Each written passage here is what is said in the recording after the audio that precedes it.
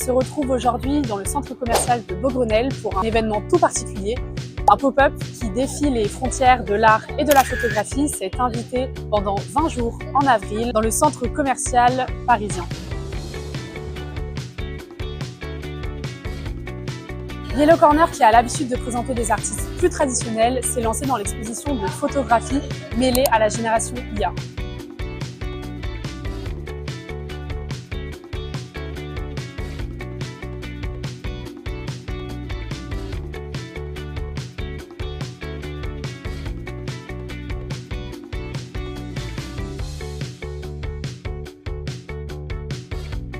Créée en 2006 par deux hommes, Alexandre de Metz et Paul-Antoine Bria, la marque s'est aujourd'hui imposée dans le monde de la photographie et possède pas moins de 150 galeries d'art. C'est l'occasion pour nous de découvrir la nouvelle frontière de la créativité, comprendre si cela élargit la créativité des photographes ou bien plutôt la rend obsolète.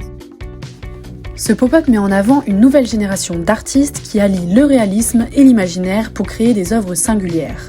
À travers cette exposition unique, Yellow Corner montre ce qui est possible de faire aujourd'hui en termes d'images grâce à l'IA. Chacun a sa méthode, sa touche personnelle et sa vision.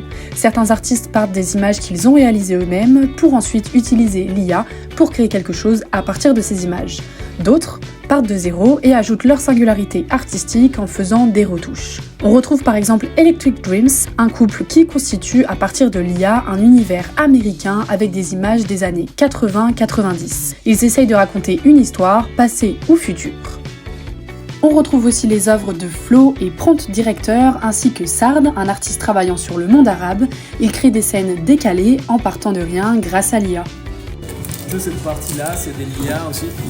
L'IA apporte une sorte de renouveau à la photographie depuis fin 2020, mais pour Alexandre de Metz, cofondateur de Yellow Corner, cet outil ne remplacera pas l'émotion que peut capter un photographe. L'IA permet donc d'aller plus loin en termes d'esthétisme et en termes de vision futuriste, mais les artistes gardent leur touche artistique et arrivent à se différencier. Pour certaines personnes, c'est une révolution, mais d'autres sont plus réticentes. En tout état de cause, c'est un outil qui se développe dans plein de domaines et la photographie en fait partie. Avant, le débat était tourné sur la retouche des photos, maintenant c'est devenu la norme et c'est l'IA qui interroge. Mais attention, une image entièrement digitale ne peut pas être considérée comme une œuvre. Il faut qu'elle soit transmise sur un support physique, comme un cadre pour la photographie. Et vous êtes plutôt pour ou contre l'utilisation de l'IA dans la photographie? N'hésitez pas à nous le dire en commentaire. Si vous voulez en savoir plus sur ce pop-up, n'hésitez pas à lire le nouvel article sur kisscitymac.com.